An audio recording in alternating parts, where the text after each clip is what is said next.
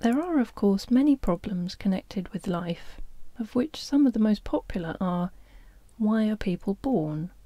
Why do they die? And why do they spend so much of the intervening time wearing digital watches? Many millions of years ago, a race of hyper-intelligent pan-dimensional beings, whose physical manifestation in their own pan-dimensional universe is not dissimilar to our own, got so fed up with the constant bickering about the meaning of life that they started to sit down and solve their problems once and for all. And to this end they built themselves a stupendous supercomputer, which was so amazingly intelligent that even before its databanks had been connected up, it had started from "I think, therefore I am," and got as far as deducing the existence of rice pudding and income tax before anyone managed to turn it off. It was the size of a small city. Its main console was installed in a specially designed executive office, mounted on an enormous executive desk of finest ultra-mahogany, topped with rich ultra-red leather. The dark carpeting was discreetly sumptuous.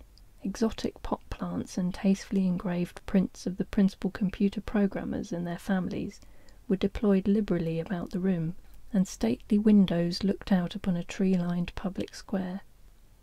On the day of the great on-turning, 2 soberly dressed programmers with briefcases arrived, and were shown discreetly into the office.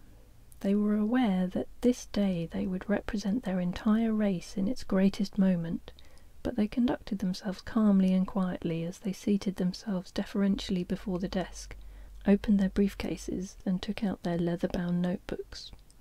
Their names were Lunkwil and Fook. For a few moments they sat in respectful silence. Then, after exchanging a quiet glance with Fook, Lunkwil leaned forward and touched a small black panel. The subtlest of hums indicated that the massive computer was now in total active mode. After a pause, it spoke to them in a voice rich, resonant, and deep. It said, "What is this great task for which I, Deep Thought, the second greatest computer in the universe of time and space, have been called into existence?" Lunkwil and Fook glanced at each other in surprise. "Your task, O computer," began Fook. "No, wait a minute, this isn't right," said Lunkwil, worried. "We distinctly designed this computer to be the greatest one ever, and we're not making do with second best. Deep Thought," he addressed the computer, "are you not, as we designed you to be, the greatest, most powerful computer in all time?" "I describe myself as the second greatest," intoned Deep Thought, "and such I am." Another worried look passed between the 2 programmers. Lunkwil cleared his throat. "There must be some mistake," he said. "Are you not a greater computer than the Milliard Gargantubrain at Maximegalon, which can count all the atoms in a star in a millisecond?" "The Milliard Gargantubrain," said Deep Thought with unconcealed contempt. "A mere abacus. Mention it not." "And are you not," said Fook, leaning anxiously forward, "a greater analyst than the Googleplex star thinker in the 7th galaxy of light and ingenuity, which can calculate the trajectory of every single dust particle throughout a 5-week Dangrabad beta sand blizzard?" "A 5-week sand blizzard?" said Deep Thought haughtily. "You ask this of me, who have contemplated the very vectors of the atoms in the Big Bang itself? Molest me not with this pocket calculator stuff." The 2 programmers sat in uncomfortable silence for a moment. Then Lunkwil leaned forward again. "But are you not," he said, "a more fiendish disputant than the great hyperlobic omnicognate neutron wrangler of Ciceronicus 12? "The great hyperlobic omnicognate neutron wrangler," said Deep Thought, thoroughly rolling the R's, "could talk all 4 legs off an Arcturan megadonkey, but only I could persuade it to go for a walk afterwards." "Then what," said Fook, "is the problem?" "There is no problem," said Deep Thought with magnificent ringing tones. "I am simply the second greatest computer in the universe of space and time." "But the second," insisted Lunkwil. "I speak of none but the computer that is to come after me." Fook was losing patience. He pushed his notebook aside and muttered, "I think this is getting needlessly messianic." "You know nothing of future time," pronounced Deep Thought, "and yet in my teeming circuitry I can navigate the infinite delta streams of future probability, and see that there must one day come a computer whose merest operational parameters I am not worthy to calculate, but which it will be my fate eventually to design." Fuchs sighed heavily and glanced across to Lunkwell. "Can we get on and ask the question?" he said. They shrugged at each other. Fuchs composed himself. "O Deep Thought computer," he said, "the task we have designed you to perform is this. We want you to tell us," he paused, "the answer." "The answer?" said Deep Thought. "The answer to what?" "Life," urged Fuchs. "The universe," said Lunkwell. "Everything," they said in chorus. Deep Thought paused for a moment's reflection. "Tricky," he said finally. "But can you do it?" Again a significant pause. "Yes," said Deep Thought, "I can do it." "There is an answer?" said Fuchs with breathless excitement. "A simple answer?" added Lunkwell. "Yes," said Deep Thought.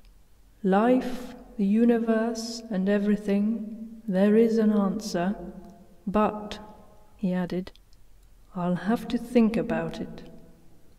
A sudden commotion destroyed the moment. The door flew open, and two angry men wearing the coarse faded blue robes and belts of the Cruxwan University burst into the room, thrusting aside the ineffectual flunkies who tried to bar their way. "We demand admission," shouted the younger of the two men, elbowing a pretty young secretary in the throat. "Come on," shouted the older one. "You can't keep us out." He pushed a junior programmer back through the door. "We demand that you can't keep us out," bawled the younger one, though he was now firmly inside the room and no further attempts were being made to stop him. "Who are you?" said Lunkwell, rising angrily from his seat. "What do you want?" "I am Magic Thighs," announced the older one. "And I demand that I am Vroomfondle," shouted the younger one. Magic Thighs turned on Vroomfondle. "It's all right," he explained angrily. "You don't need to demand that." "All right," bawled Vroomfondle, banging on a nearby desk. "I am Vroomfondle, and that is not a demand. That is a solid fact. What we demand is solid facts." "No, we don't," exclaimed Magic Thighs in irritation. "That is precisely what we don't demand." Scarcely pausing for breath, Vroomfondle shouted, "We don't demand solid facts. What we demand is a total absence of solid facts. I demand that I may, or may not, be Vroomfondle." "But who the devil are you?" exclaimed an outraged Fuchs. "We," said Magic Thighs, "are philosophers, though we may not be," said Vroomfondle, waving a warning finger at the programmers. "Yes, we are," insisted Magic Thighs. "We are quite definitely here as representatives of the amalgamated union of philosophers, sages, luminaries, and other thinking persons, and we want this machine off, and we want it off now." "What's the problem?" said Lunkwell. "I'll tell you what the problem is, mate," said Magic Thighs. "Demarcation, that's the problem." "We demand," yelled Vroomfondle, "that demarcation may or may not be the problem." "You just let the machines get on with the adding up," warned Magic Thighs, "and we'll take care of the eternal verities, thank you very much. Under law, the quest for ultimate truth is quite clearly the inalienable prerogative of your working thinkers. Any bloody machine goes and actually finds it, and we're straight out of a job, aren't we? I mean, what's the use of our sitting up half the night arguing that there may or may not be a God, if this machine only goes and gives you his bleeding phone number in the morning?" "That's right," shouted Vroomfondle. "We demand rigidly defined areas of doubt and uncertainty." Suddenly a stentorian voice boomed across the room. "Might I make an observation at this point?" inquired Deep Thought. "My circuits are now irrevocably committed to calculating the answers to the ultimate question of life, the universe, and everything." He paused and satisfied himself that he now had everyone's attention before continuing more quietly. "But the program will take me a little while to run. Fuchs glanced impatiently at his watch. "How long?" he said. 7.5. What, not till next week? "Million years," said Deep Thought. Lunkwell and Fuchs blinked at each other. 7.5 million years? They cried in chorus. "Yes," declaimed Deep Thought. "I said I'd have to think about it, didn't I? And it occurs to me that running a program like this is bound to create an enormous amount of popular publicity for the whole area of philosophy in general. Everyone's going to have their own theories about what answer I'm eventually going to come up with. And who better to capitalize on that media market than you yourselves? So long as you can keep disagreeing with each other violently enough, and slagging each other off in the popular press, and so long as you have clever agents, you can keep yourselves on the gravy train for life." The two philosophers gaped at him. "Bloody hell," said Magic Thighs. "Now that is what I call thinking. Here, Vroomfondle, why do we never think of things like that?" "Dunno," said Vroomfondle in an awed whisper. "Think our brains must be too highly trained, Magic Thighs." So saying, they turned on their heels and walked out of the door and into a lifestyle beyond their wildest dreams. "Yes, very salutary," said Arthur, after Slarty Bartfast had related the salient points of this story to him. "But I don't understand what all this has got to do with the earth and mice and things." "That is but the first half of the story, Earthman," said the old man. "If you would care to discover what happened 7.5 million years later, on the great day of the answer, allow me to invite you to my study, where you can experience the events yourself on the sensotape records." Slarty Bartfast's study was a total mess, like the results of an explosion in a public library. The old man frowned as they stepped in. "Terribly unfortunate," he said. "A diode blew in one of the life support computers. When we tried to revive our cleaning staff, we discovered they'd been dead for nearly 30,000 years. Who's going to clear away the bodies, that's what I want to know. Why don't you sit yourself over there and let me plug you in?" He gestured Arthur towards a chair which looked as if it had been made out of the rib-cage of a stegosaurus. "It was made out of the rib-cage of a stegosaurus," explained the old man as he pottered about, fishing bits of wire out from under tottering piles of paper and drawing instruments. "Here," he said, "hold these," and passed a couple of stripped wire ends to Arthur. The instant he took hold of them, a bird flew straight through him.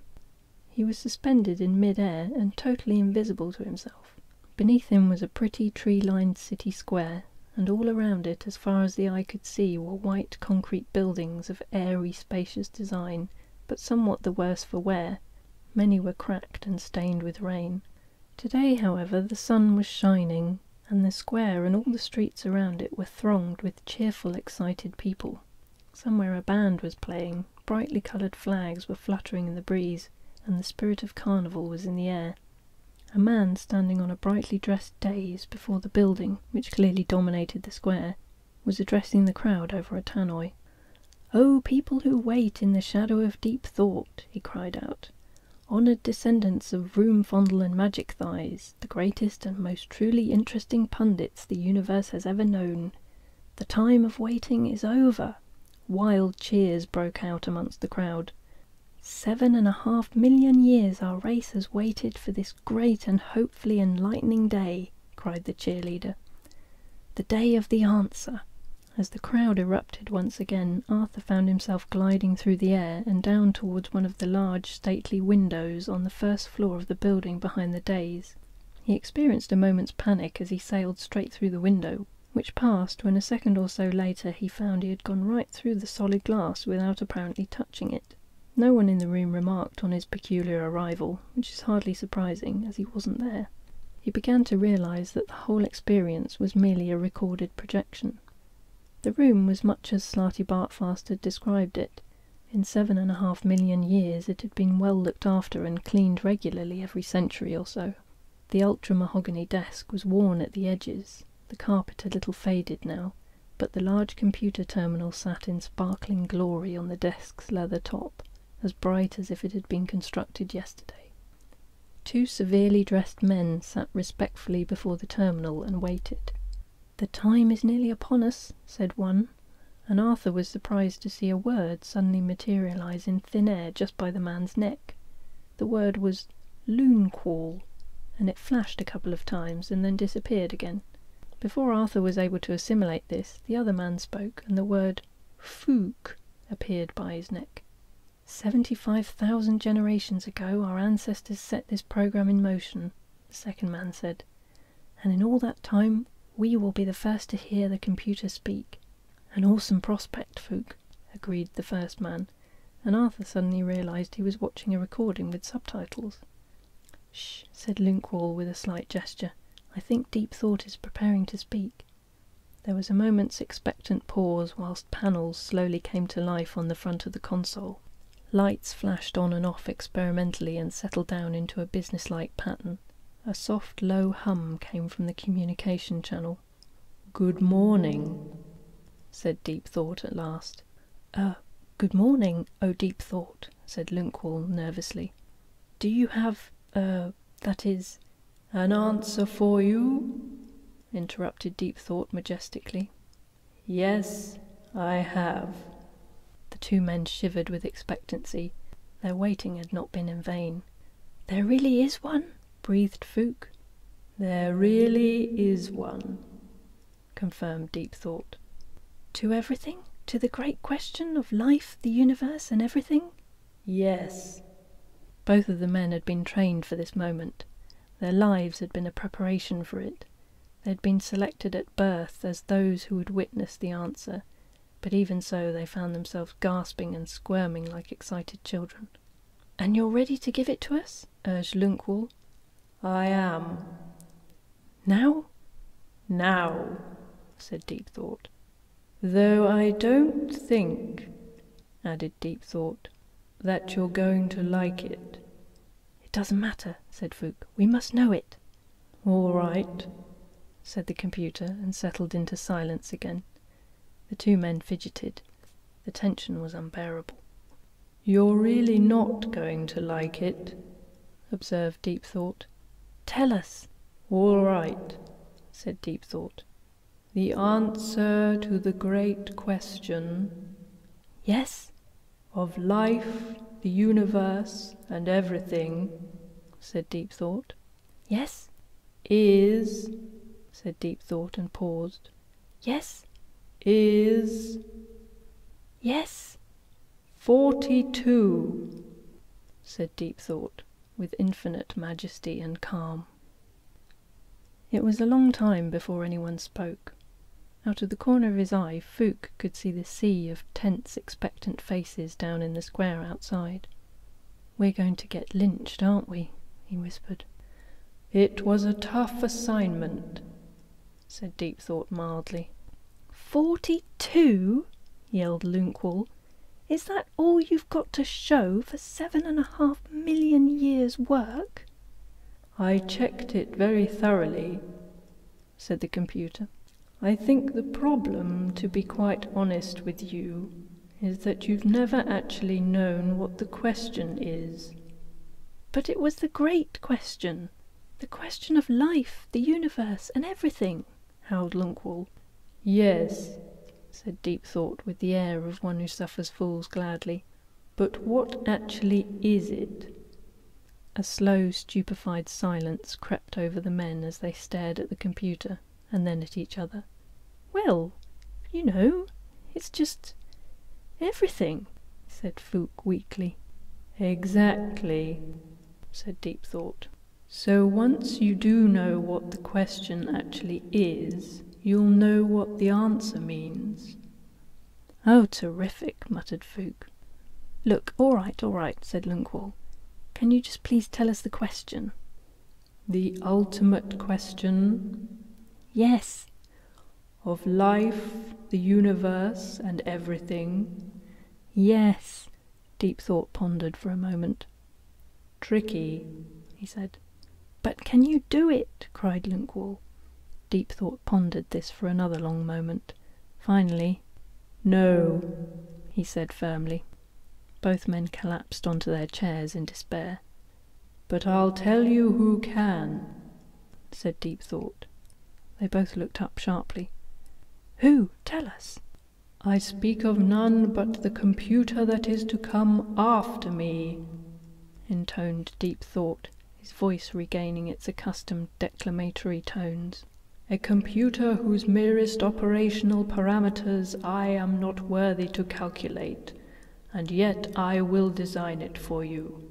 A computer which can calculate the question to the ultimate answer.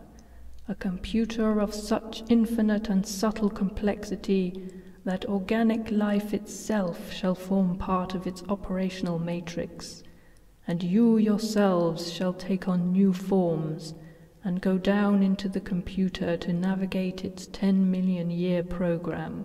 Yes, I shall design this computer for you, and I shall name it also unto you, and it shall be called the Earth." Fook gaped at Deep Thought. "What a dull name," he said. And great incisions appeared down the length of his body. Lynkwall, too, suddenly sustained horrific gashes from nowhere. The computer console blotched and cracked. The walls flickered and crumbled, and the room crashed upwards into its own ceiling. Slarty Bartfast was standing in front of Arthur, holding the 2 wires. "End of the tape," he explained. "So there you have it," said Slarty Bartfast, making a feeble and perfunctory attempt to clear away some of the appalling mess of his study. He picked up a piece of paper from the top of a pile, but then couldn't think of anywhere else to put it, so he put it back on top of the original pile, which promptly fell over. "Deep Thought designed the Earth, we built it, and you lived on it. And the Vogons came and destroyed it 5 minutes before the program was completed," added Arthur, not unbitterly. "Yes," said the old man, pausing to gaze hopelessly around the room. 10 million years of planning and work gone just like that. 10 million years, Earthman. Can you conceive of that kind of time span? A galactic civilization could grow from a single worm 5 times over in that time. Gone." He paused. "Well, that's bureaucracy for you," he added. "You know," said Arthur thoughtfully, "all this explains a lot of things. All through my life I've had this strange, unaccountable feeling that something was going on in the world, something big, even sinister, and no one would tell me what it was." "No," said the old man, "that's just perfectly normal paranoia. Everyone in the universe has that." "Everyone?" said Arthur. "Well, if everyone has that, perhaps it means something." "Maybe. Who cares?" said Slarty Bartfast. "Perhaps I'm old and tired, but I always think that the chances of finding out what really is going on are so absurdly remote that the only thing to do is to say hang the sense of it and just keep yourself occupied. Look at me, I design coastlines. I got an award for Norway." He rummaged around in a pile of debris and pulled out a large perspex block with his name on it and a model of Norway moulded into it. "Where's the sense in that?" he said. "None that I've been able to make out. I've been doing fjords all my life. For a fleeting moment they become fashionable and I get a major award."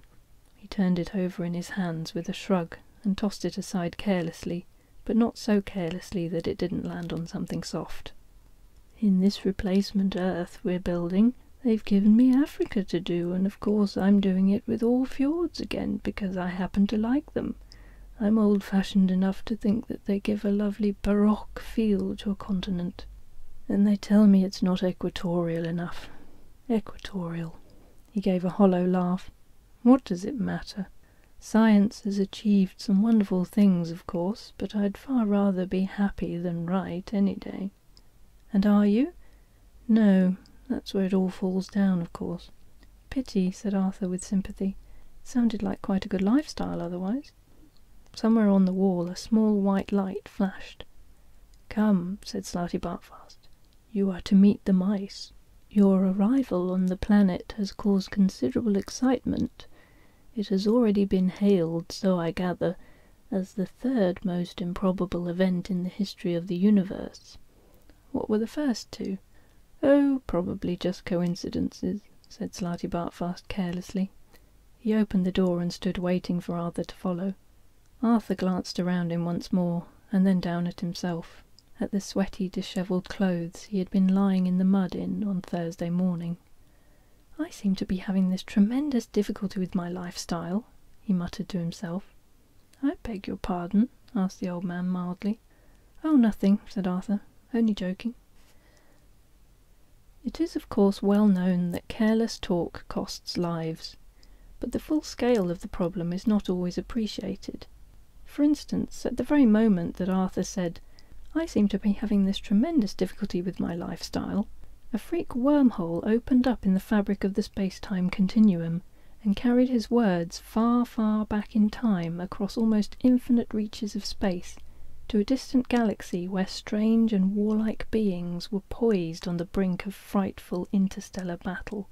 The two opposing leaders were meeting for the last time. A dreadful silence fell across the conference table as the commander of the Vlahergs, resplendent in his black jewelled battle shorts, gazed levelly at the Gugugvant leader, squatting opposite him in a cloud of green, sweet-smelling steam, and with a million sleek and horribly beweaponed star cruisers poised to unleash electric death at his single word of command, challenged the vile creature to take back what it had said about his mother. The creature stirred in his sickly broiling vapour, and at that very moment the words, "I seem to be having tremendous difficulty with my lifestyle," drifted across the conference table. Unfortunately, in the Vlaherg tongue, this was the most dreadful insult imaginable, and there was nothing for it but to wage terrible war for centuries.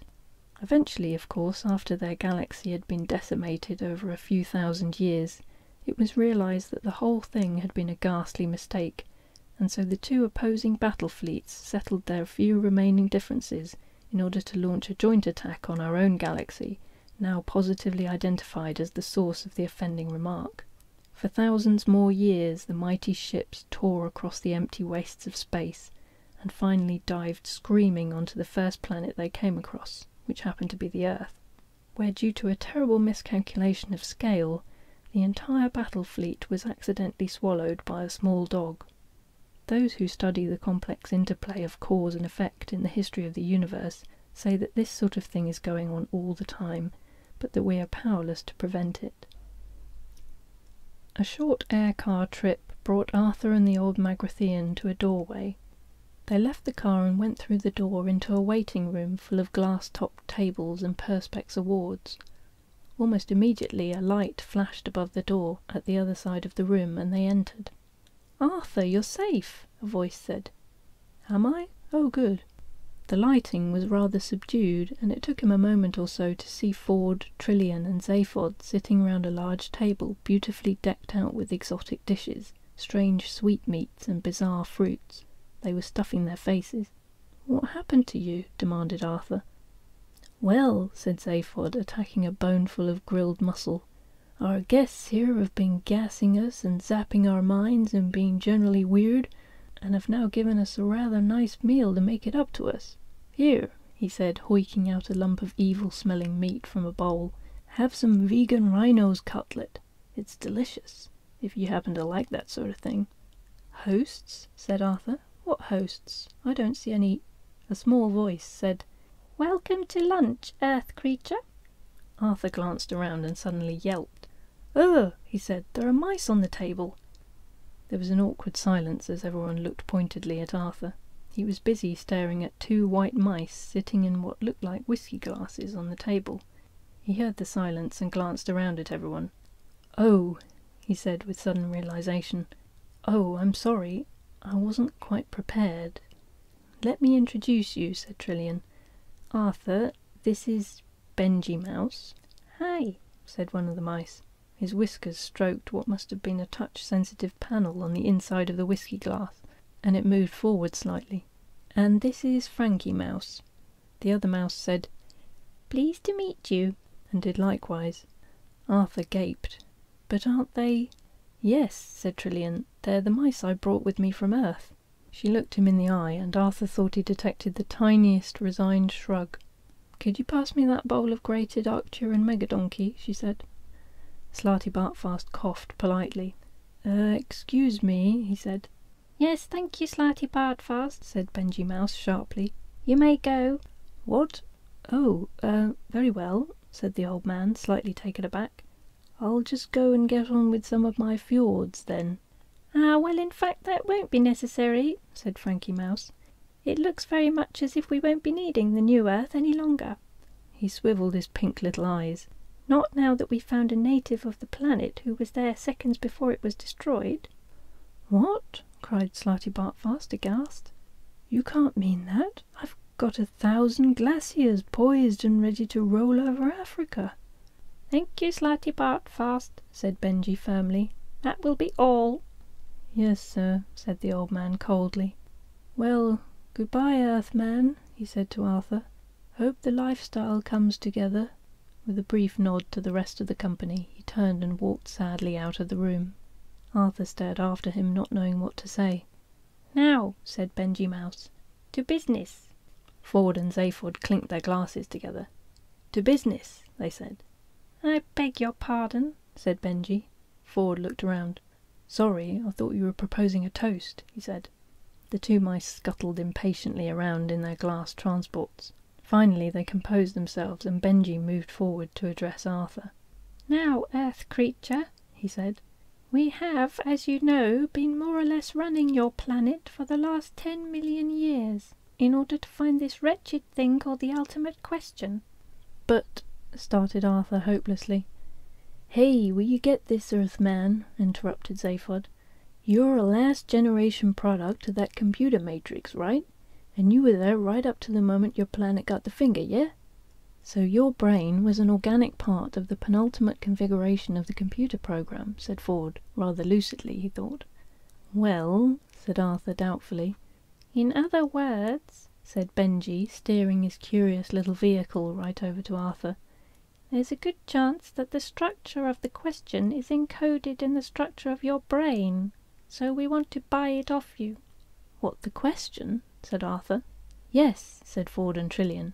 "For lots of money," said Zaphod. "No, no," said Frankie. "It's the brain we want to buy." "What?" "Well, who would miss it?" inquired Benji. "I thought you said you could just read his brain electronically," protested Ford. "Oh, yes," said Frankie. "But we'd have to get it out first. It's got to be prepared." "Treated," said Benji. "Diced." "Thank you!" shouted Arthur, tipping up his chair and backing away from the table in horror. "It could always be replaced," said Benji reasonably, "if you think it's important." "Yes, an electronic brain," said Frankie.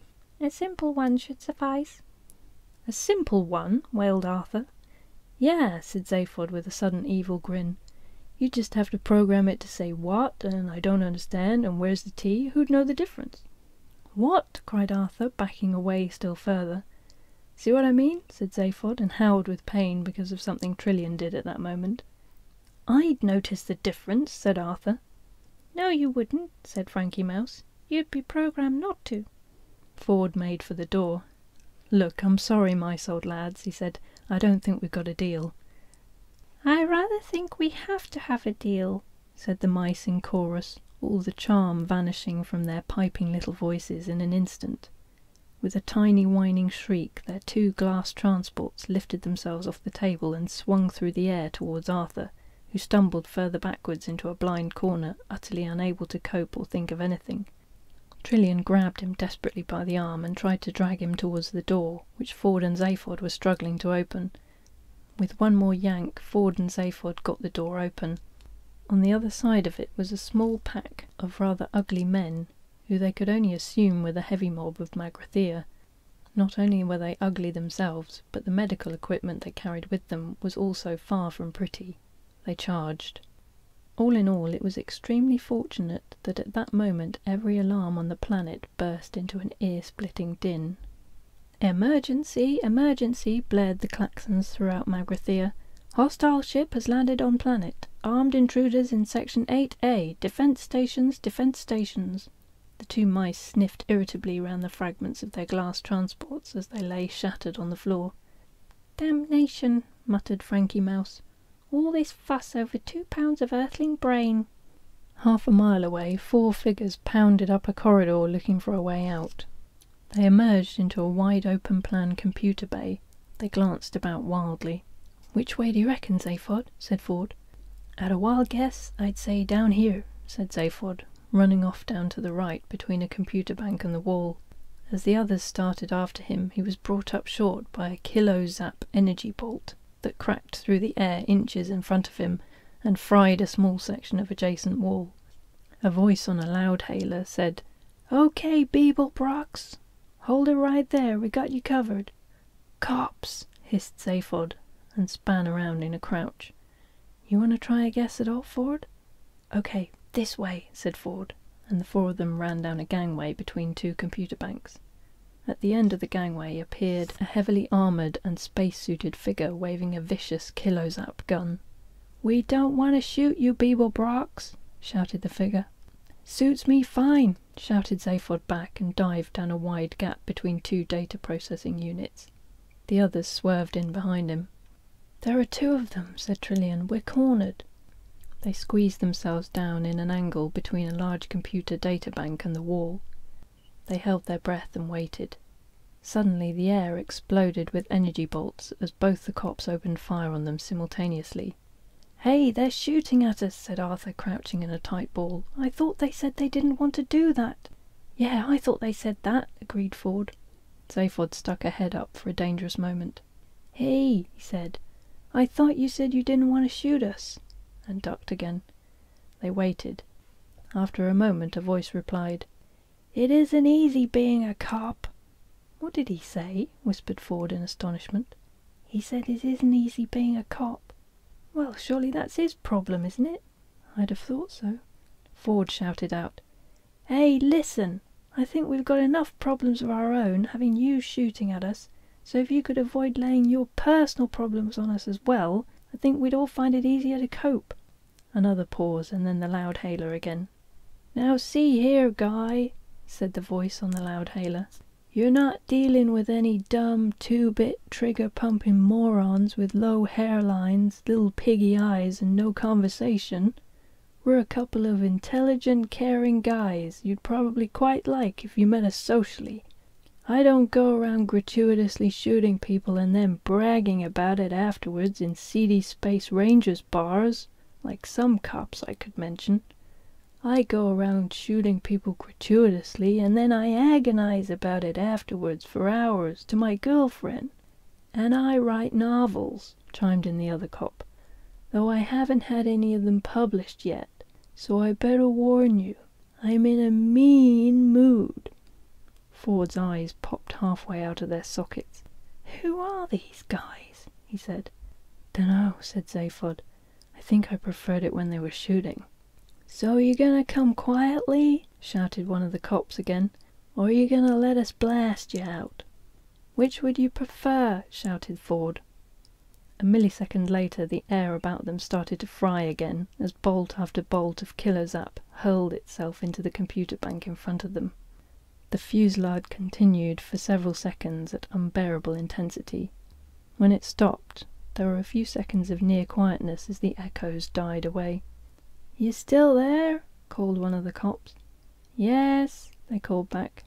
"We didn't enjoy that at all," shouted the other cop. "We could tell," shouted Ford.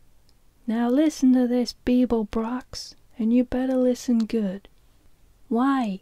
shouted back Zaphod. "Because," shouted the cop, "it's gonna be very intelligent and quite interesting and humane. Now, either you all give yourselves up now and let us beat you up a bit, though not very much, of course, because we are firmly opposed to needless violence, or we blow up this entire planet, and possibly 1 or 2 others we noticed on the way out here." "But that's crazy," cried Trillian. "You wouldn't do that." "Oh yes we would," shouted the cop. "Wouldn't we?" he asked the other one. "Oh yeah, we'd have to, no question. the other one called back. "But why?" demanded Trillian. "'Cause there are some things you just have to do, even if you are an enlightened liberal cop who knows all about sensitivity and everything." "I just don't believe these guys," muttered Ford, shaking his head. One cop shouted to the other, "Shall we shoot them again for a bit?" "Yeah, why not?" They let fly another electric barrage. The heat and noise were quite fantastic. Slowly the computer bank was beginning to disintegrate. The front had almost melted away, and thick rivulets of molten metal were winding their way back towards where they were squatting. They huddled further back and waited for the end. But the end never came, at least not then. Quite suddenly the barrage stopped, and the sudden silence afterwards was punctuated by a couple of strangled gurgles and thuds. The four stared at each other. For a moment nothing happened. Then, after a second or so, nothing continued to happen. Ford peered through the thick smoke that was billowing out of the burning computer. Cautiously he stepped out into the open. Still nothing happened. 20 yards away he could dimly see through the smoke the space-suited figure of one of the cops. He was lying in a crumpled heap on the ground. 20 yards in the other direction lay the second man. No one else was anywhere to be seen. This struck Ford as being extremely odd. Slowly, nervously, he walked towards the first one. The cop was quite clearly dead. A quick examination revealed him to be from Blagulon Kappa. He was a methane-breathing life-form, dependent on his spacesuit for survival in the thin oxygen atmosphere of Magrathea. The tiny life support system computer on his backpack appeared unexpectedly to have blown up. He hurried over to the other prone figure, and discovered that exactly the same impossible thing had happened to him, presumably simultaneously. He called the others over to look. They came, shared his astonishment, but not his curiosity. "Let's get out of this hole," said Zaphod. "If whatever I'm supposed to be looking for is here, I don't want it." He grabbed the second kilozap gun, blasted a perfectly harmless accounting computer, and rushed out into the corridor, followed by the others.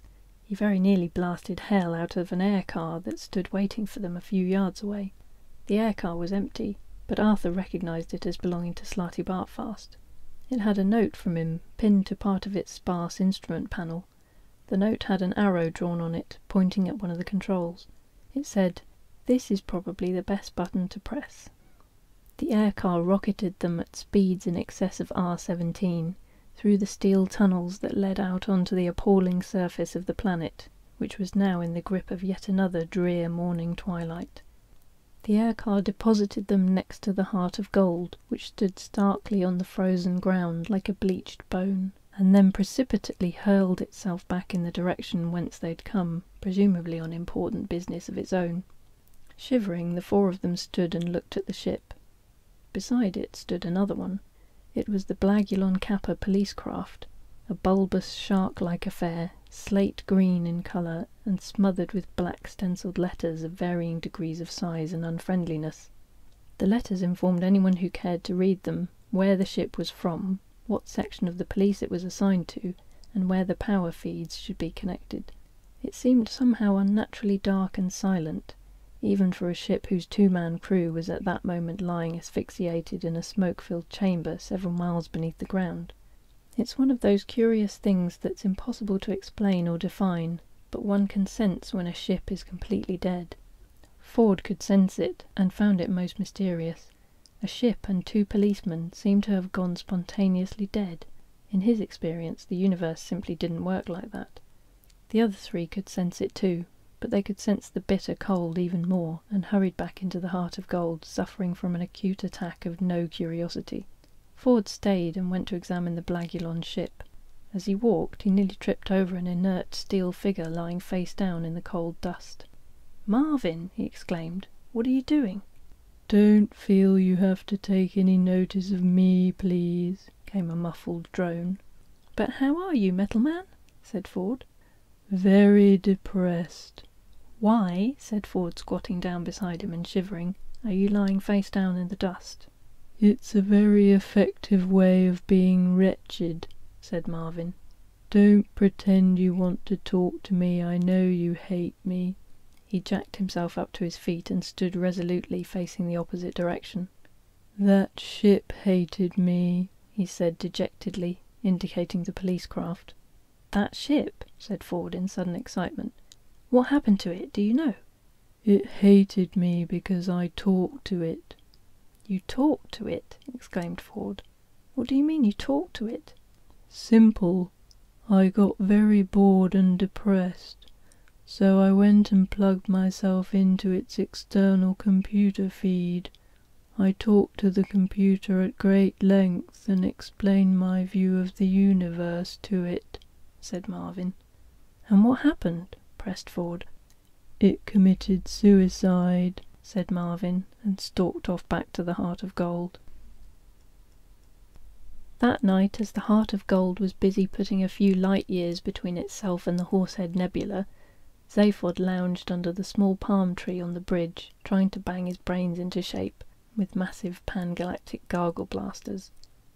Arthur took to his bed to flip through Ford's copy of the Hitchhiker's Guide to the Galaxy. Since he was going to have to live in the place, he reasoned, he'd better start finding out something about it. He came across this entry. It said, "The history of every major galactic civilization tends to pass through 3 distinct and recognizable phases, those of survival, inquiry, and sophistication, otherwise known as the how, why, and where phases. For instance, the first phase is characterized by the question, 'How can we eat?' The second by the question, 'Why do we eat?' And the third by the question, 'Where shall we have lunch?'" He got no further before the ship's intercom buzzed into life. "Hey, Earthman, you hungry, kid?" said Zaphod's voice. Well, yes, a little peckish, I suppose," said Arthur. "Okay, baby, hold tight," said Zaphod. "We'll take in a quick bite at the restaurant at the end of the universe."